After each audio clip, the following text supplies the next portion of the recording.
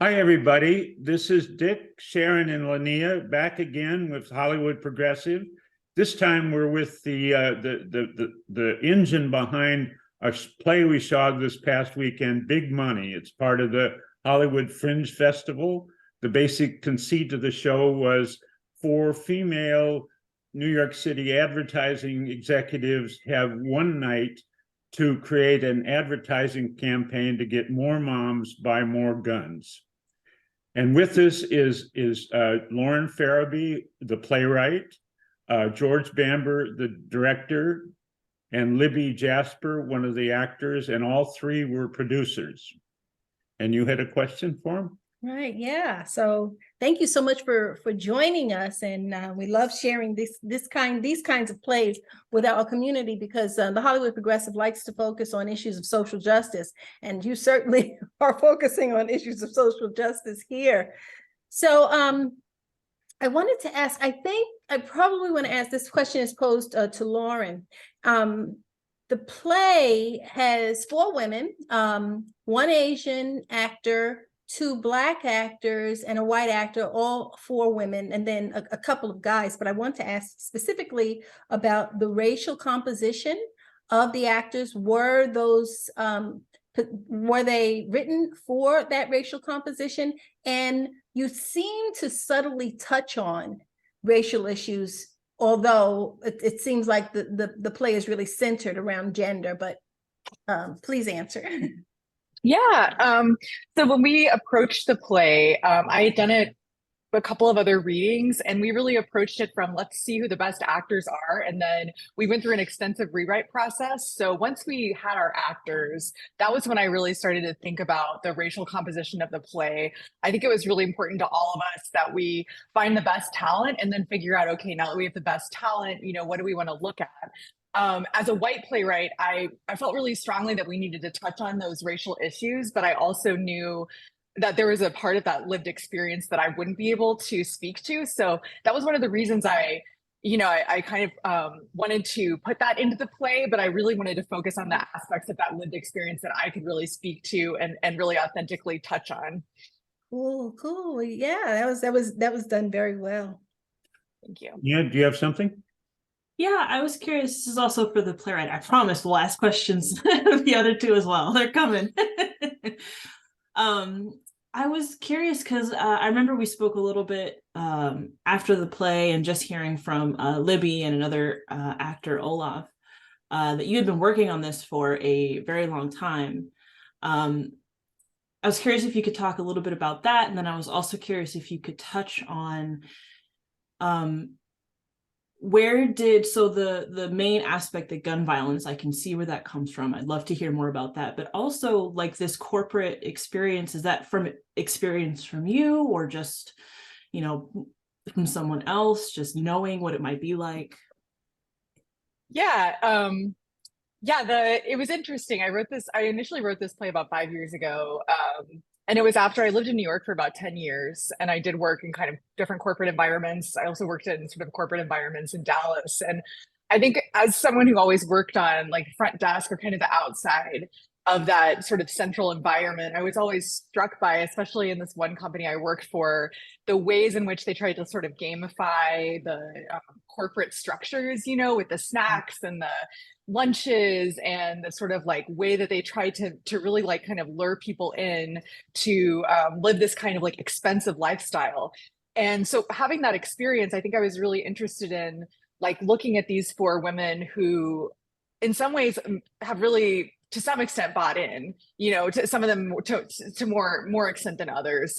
Like I think like Jimena and Felicity being the two that have really bought in to kind of like the structures. But then I think the play really evolved a lot over when I came back to this project and we were working on it in rewrites. I think corporate culture has tried to change some, but I think what I was interested in this draft was I think there's been this attempt to change, and yet a lot of that change has been very surface level, the sort of like change of the way we talk about bosses, the way that we sort of pay lip service to diversity, equity, inclusion without really like sinking down into what that would mean culturally. So for me, when I reapproached this project, I was like also wanting to look at that aspect of things, these new trainings and these new ways that people sort of try to pay lip service.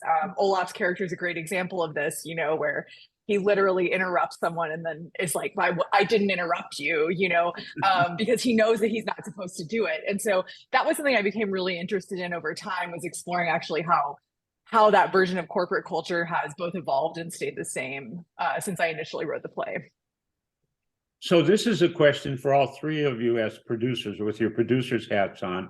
I mean, obviously, from how well the play was performed and the actors did so well together, you could tell a lot of work had gone into it, and yet you're getting 5 performances at the Hollywood Fringe Festival. So could you tell us a little bit about the Hollywood Fringe Festival setup, and then what do you think happens to the play after 2 weeks from now? Libby, I'll take the first part, and you can take the second part. First part, Hollywood Fringe has a wonderful formula. They have like 3 different tiers of performances you can come in at. And what's wonderful about that is you can come in at a scale that's just right for you, which helps your success. They, you know, make sure that the theaters are affordable, and you just kind of judge, you know, how big your audience can be. And we benefit from that because none of our team is stretched out too far. So that's kind of how we came to the 5 performances.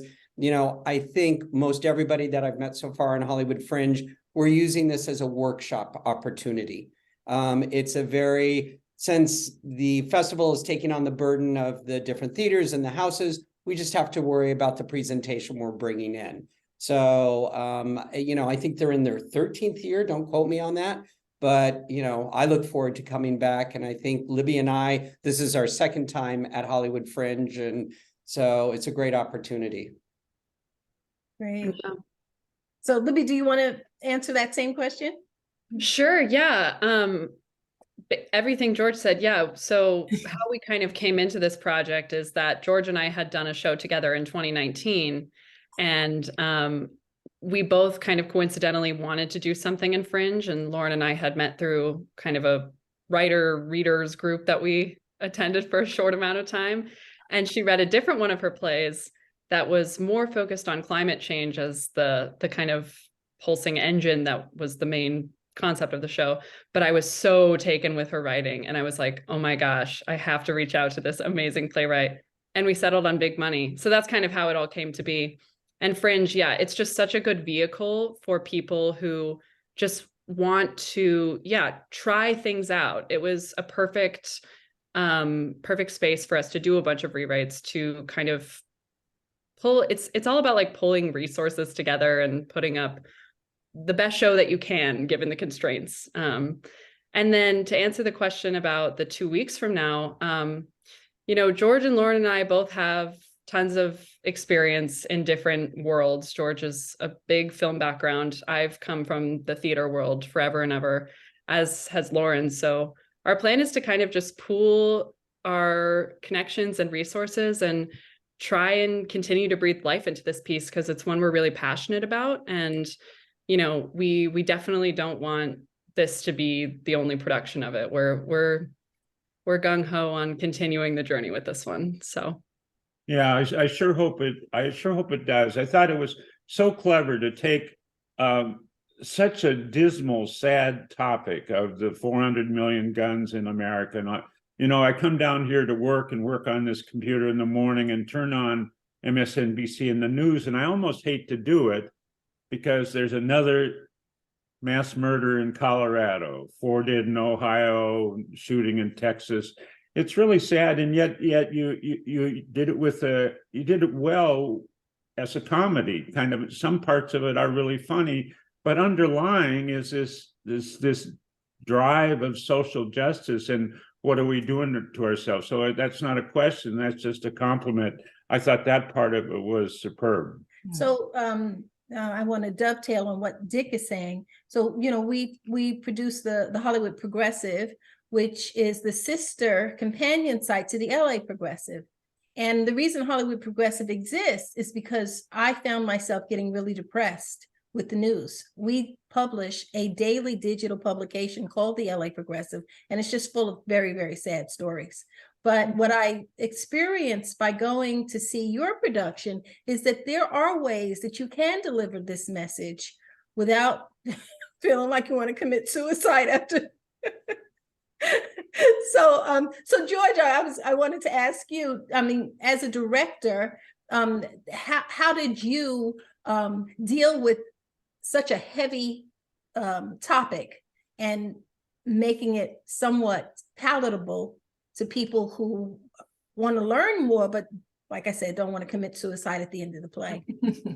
Well, it's funny, Lauren's strength, whether I was going to say whether known or unknown, but it's so evident in this piece, is her comedy. Her comedy bone is stellar. You know, Libby and I and the performers really found ourselves almost feeling like we were doing a musical, because comedy is rhythm, and the rhythm was so strong. I think my worry as a director was not to let the comedy overwhelm the message.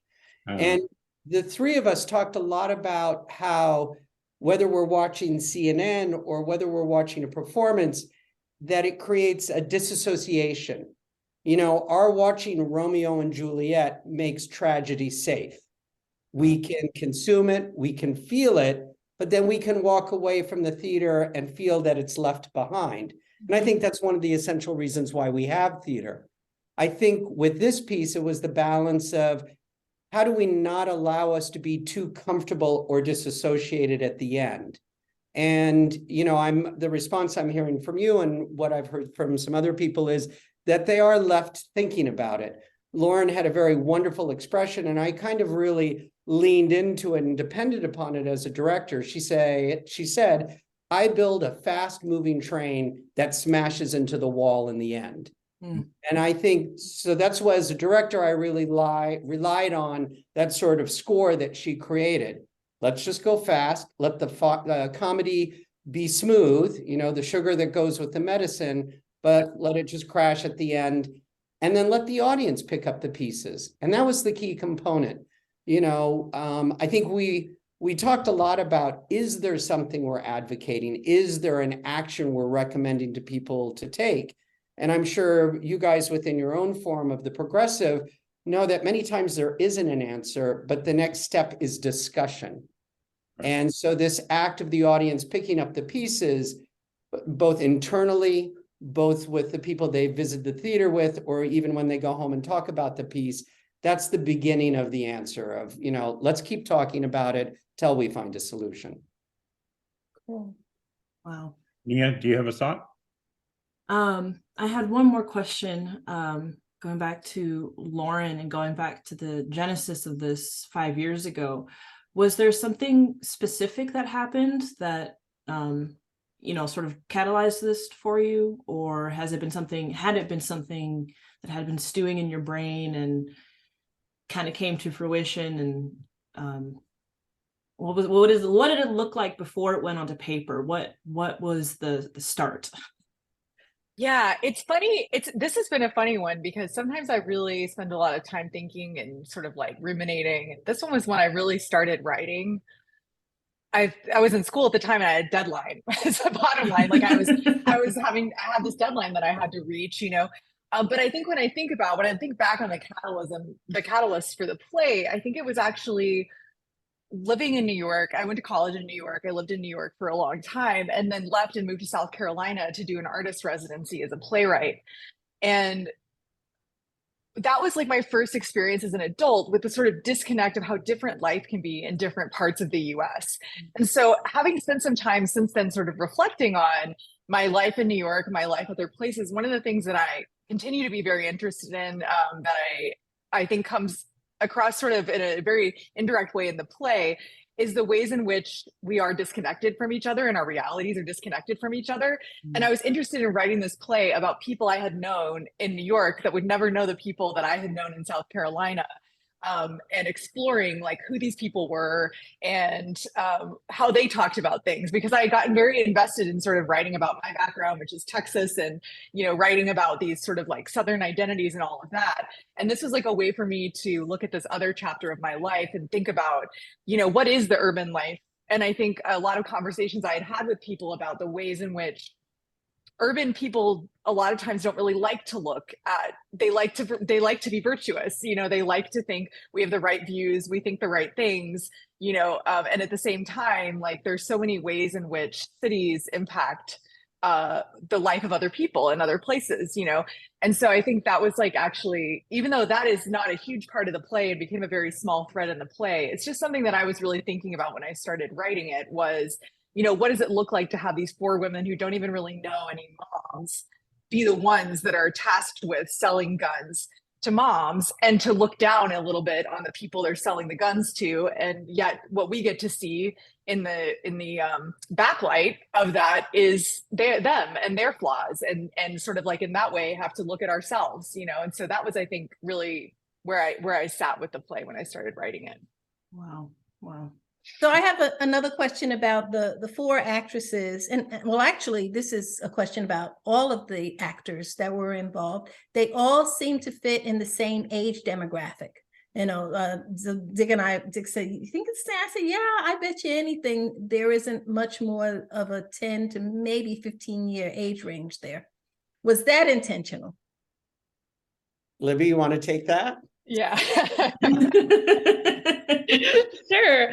I definitely think it was intentional with the 4 women. I mean, the exception being we did want the character of Yasmin to feel like a younger presence. She was kind of our Gen Z representative among the 4. But even that, again, is definitely a less than 10-year age difference. But I think that was a product of something George and I had discussed with Lauren during the casting process. We did talk about like, how old would these people be? And, we touched on that the women would probably all be, with the young end being like 23, 24, the old end being like 32, because in this kind of cutthroat edge of their careers environment, like you're old at 35, basically. That was the vibe, that we were discussing in that kind of environment. But yeah. And then the men, with Trent, we liked the idea of him being young because it gave, especially my character, something to just hate about him even more, because I'm like, wow, this 25-year-old is my boss and makes more money than me and is in control of me. We thought that would be really rich to play with there. But yeah. And I think, Yeah, I think I was just going to say, it also goes back to, and what I loved about this piece, we allowed ourselves to just look for the best performers. And I think in our mind's eye, our Trent would have been older, but the actor who came in, Olaf, was just so brilliant and nailed it. And we knew from the beginning, Lauren was open to bringing the script to the actors that were cast. So it was refreshing. There are not a lot of times where you can just say, let the best talent step forward, let everything else fall aside and blend it from there. Yeah, I was just going to say, Go I'm ahead. sorry. I was going to say my husband would always joke with me that really for Trent to be the right age, it would be a 12-year-old in like an oversized suit. And I was like, if it was more absurd, yeah, that would exactly be it. So I had this thought, part of the thing is these 4 young women have this job of doing something they really would rather not be doing. And years ago, I worked for an aerospace company, and I'm a Vietnam veteran who became very opposed to war. And I had this soul-killing job of helping this country make military equipment until I could go find something better. So I kind of resonated with that. But one thing I wanted to say about one thing that really stands out to me, there's a lot of overlapping quick dialogue with the 4 actors, the 4 women in particular. And I wonder how hard that is to perfect, or how much practice did you have to do to be able to never drop a stitch and just go from one person to the other. And it always amazes me what actors can do. The short answer to your question of how much work did it take was so much. We met not every day, but almost every day for a 2-week period, every day at 8:30 in the morning, and just would run the lines of the entire show. To me, I mean, I've been doing theater for years, and this is the most difficult dialogue show I've ever worked on. Just because it is so realistic, there's such a specific rhythm to it. And, all of the overlaps are written in. None of them are, improv or random. They're all specific. And if you miss a key word, or if you come in the wrong place, and then the joke doesn't hit, or the serious moment doesn't hit. So, and of course, George, that was a huge thing that we focused on, was the rhythm. I mean, it was like the 7th character in the show, basically. And what's interesting, it was both the most difficult, but the easiest, because, and with the actors, one of the big things that came up was, no, that word is wrong, and that messes up the rhythm. There's no room for improv here. You have to approach this like you would approach Shakespeare. Yeah. And the moment we said, oh, it's Shakespeare, and you have to get that specificity with word, they could fall back to something they knew. But the thing that made it easy was, if you don't do it that way, it doesn't feel right. That, Lauren just is an amazing writer, where there's no other place to go. You've got to get it right. Otherwise, you just know in your soul, it's just not there until you get that rhythm and momentum going. So Beautiful. The George, chemistry Lauren, between all of you I'm was sorry, fantastic. I'm sorry, Nia. No, I was just saying, I love the chemistry between all of them. That's what I was just gonna natural, free flowing. It was great. It felt like just 4 women just gabbing at work. It was beautifully done. Beautifully done. Yeah, I was just going to ask. So George, Lauren, and Libby, the 3 of you have worked together before, but were you familiar with the other actors? Did you know them? Had you worked with any of them in the past? Libby was the only one that I knew from the past, but we had come to find this project together. But Libby, who did you know? Who did you not know from the cast? So I knew Olaf. We went to college together. We had never performed together, though. So I just knew him personally, and have always adored him. And then I also knew the actress who played Yasmin Milan. She and I were in the same acting class and had become good friends. So I reached out to her when we were holding auditions, because I thought she would be great for it. Oh, yeah. There was a magic moment where we had started, and Lauren and I were discussing about a deadline to finish the script for the actors. And she's like, they're getting together on Saturday. And I'm like, there's no scheduled rehearsal. Well, they're getting together on Saturday. So, and I think those 8:30 a.m. calls where they just worked with each other and their Saturdays together built that relationship. And I felt the turning point about midway, where it was them. Lauren and I were sort of, scout leaders, troop leaders, but they were bonded as a bunkmates, and, and that's carries through all the way to the performance. Yeah, I remember that. I think we had set the deadline. Oh, we're going to send the script to the actors on Monday, and I had sent Libby a message, I think, saying about something, saying hey, I think the script might be done, just kind of informally, and she was like, well, we're all getting together on Saturday, so if we could have the script on Saturday. And I called George, and I was like, well, they have other plans. Yeah, exactly. Love it. I love it. Very natural. Yeah, but it's so important, the work that you do. One thing that I often say is that Americans are over entertained and under informed, and it's always nice when you can get both, informed and entertained. And I think that you do this in a very effective way. So thank you. Thank you. So the night we attended was the preview night, I guess, and it was a packed house, and with a very enthusiastic response. I haven't seen any reviews, but were you pleased with how the audience responded? Did you think they got what you were intending? With a big sigh of relief, yes.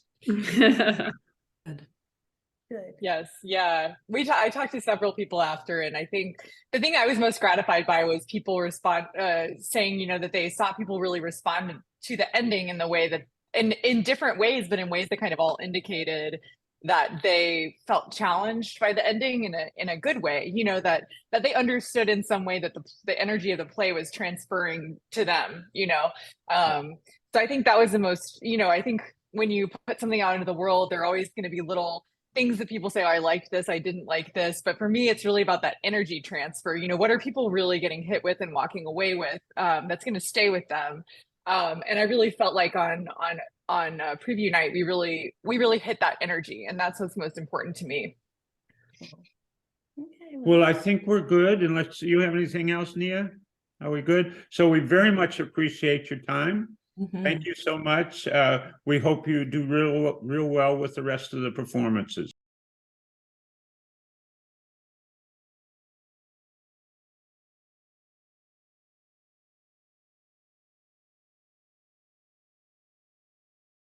Thank you for your support. It'll take